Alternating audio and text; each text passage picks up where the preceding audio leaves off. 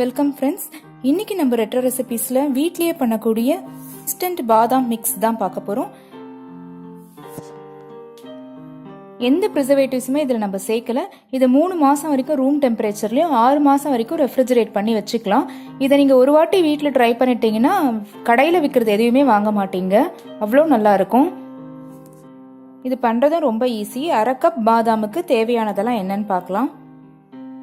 முழு முந்திரியாக இருந்தால் ஒரு 6-7 எடுத்துக்கோங்க. எல்லாத்தையும் இந்த மாதிரி உடச்சி வச்சுக்கோங்க, அப்போ தான் கிரைண்ட் பண்ணுறது ஈஸியாக இருக்கும். இல்லைனா சீக்கிரமாக அதுலேருந்து எண்ணெய் பிரிஞ்சு வர ஆரம்பிச்சிரும். 1/2 கப் பாதாமுக்கு 1/4 கப் மில்க் பவுடர், எந்த மில்க் பவுடர் வேண்டாலும் நம்ம சேர்த்துக்கலாம்.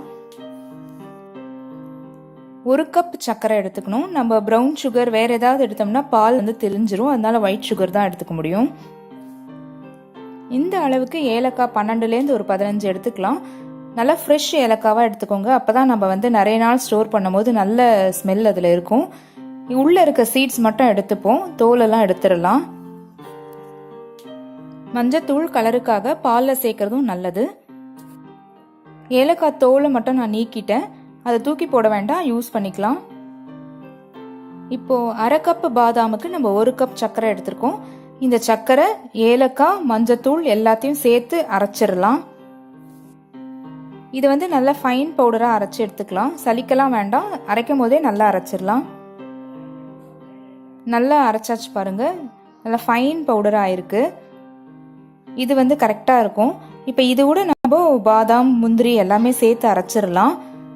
இதோட அரைக்கும் போது கொஞ்சம் திருத்திரியாக இருக்கிறது வந்து ரொம்ப டேஸ்ட் கொடுக்கும். நம்ம பாலில் மிக்ஸ் ஆகும் போது இந்த கன்சிஸ்டன்சியில் இது ஓகே.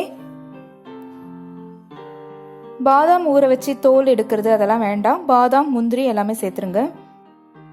பாதாம் முந்திரியை சேர்த்ததுக்கு அப்புறமா கொஞ்சம் விட்டு விட்டு நீங்கள் மிக்சியை ஓட விட்டீங்கன்னா சூப்பராக இந்த மாதிரி பவுடர் நமக்கு கிடைச்சிரும்.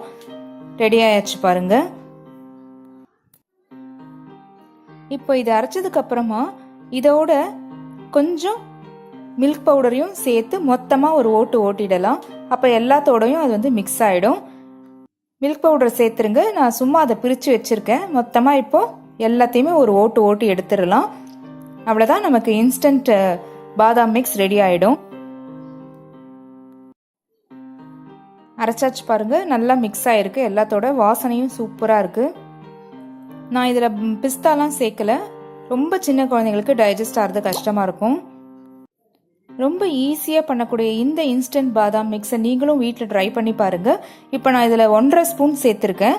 அதில் வந்து சூடான பாலை சேர்க்கும் போதே நமக்கு அது கரைஞ்சிரும், பவுடர் சுகர்ன்றதுனால சூப்பராக ரெடி ஆயாச்சு. நீங்கள் கூலாக வேணும் அப்படின்னாலும் ரெஃப்ரிஜரேட் பண்ணி குடிக்கலாம். இந்த மாதிரி ஒரு ஏர்டைட் கண்டெய்னரில் அதை போட்டு நம்ம ஸ்டோர் பண்ணி வச்சுக்கலாம். கைப்படாமல் ஒரு ஸ்பூனை போட்டு வச்சுருங்க.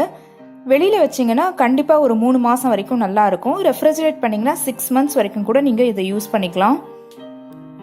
ரொம்ப ஹெல்த்தியாக பண்ணக்கூடிய இந்த இன்ஸ்டன்ட் பாதாம் மிக்ஸ் ட்ரிங்க் உங்களுக்கும் பிடிச்சிருந்தா ஒரு லைக் கொடுங்க, சேனலை சப்ஸ்கிரைப் பண்ணிக்கோங்க, பக்கத்தில் இருக்க பெல் பட்டனையும் மறக்காமல் ஆன் பண்ணிக்கோங்க. கண்டிப்பாக நீங்களும் ட்ரை பண்ணி பார்த்துட்டு மறக்காமல் கமெண்ட்ஸை அனுப்புங்க.